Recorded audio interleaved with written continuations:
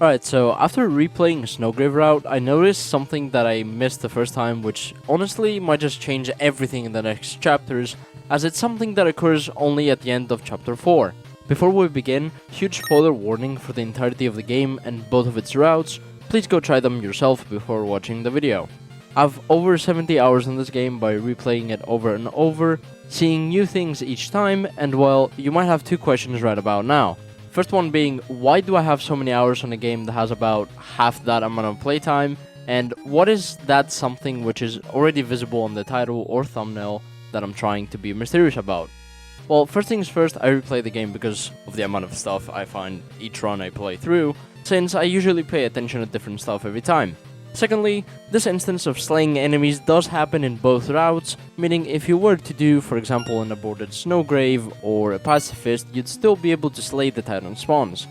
It would probably matter more on a Snowgrave route though.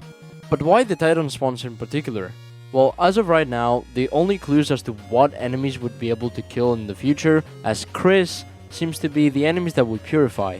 Yet another completely new mechanic introduced on that same encounter, which as of right now only seems to be the same as recruiting, and I'm sure it's going to be expanded upon in the future chapters.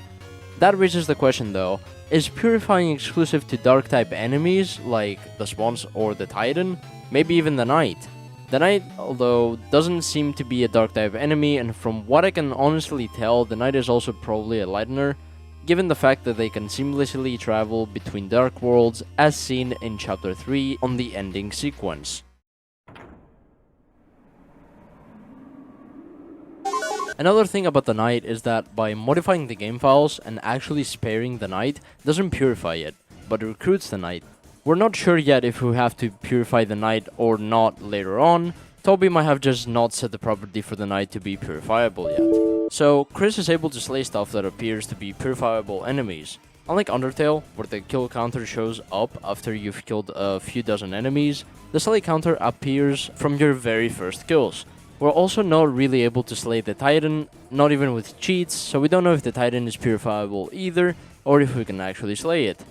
The slay animation has been in the game unused for the longest time, and the Titan spawns are the first and only instance so far that this mechanic has been used. Most likely because the Titans, as it was stated, they don't actually have consciousness and they don't have the ability to react to leave the fight like all the other monsters do. So they just sit there until they die or they're purified.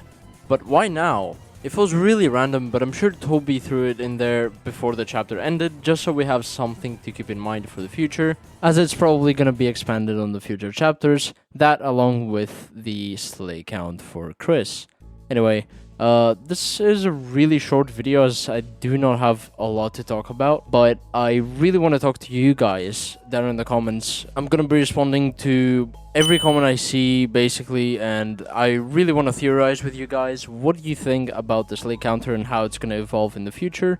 And yeah, if you guys enjoyed and want more videos like this, and maybe even longer ones, please subscribe, as I would really appreciate it, and I'm gonna catch you guys on the next one. Take care.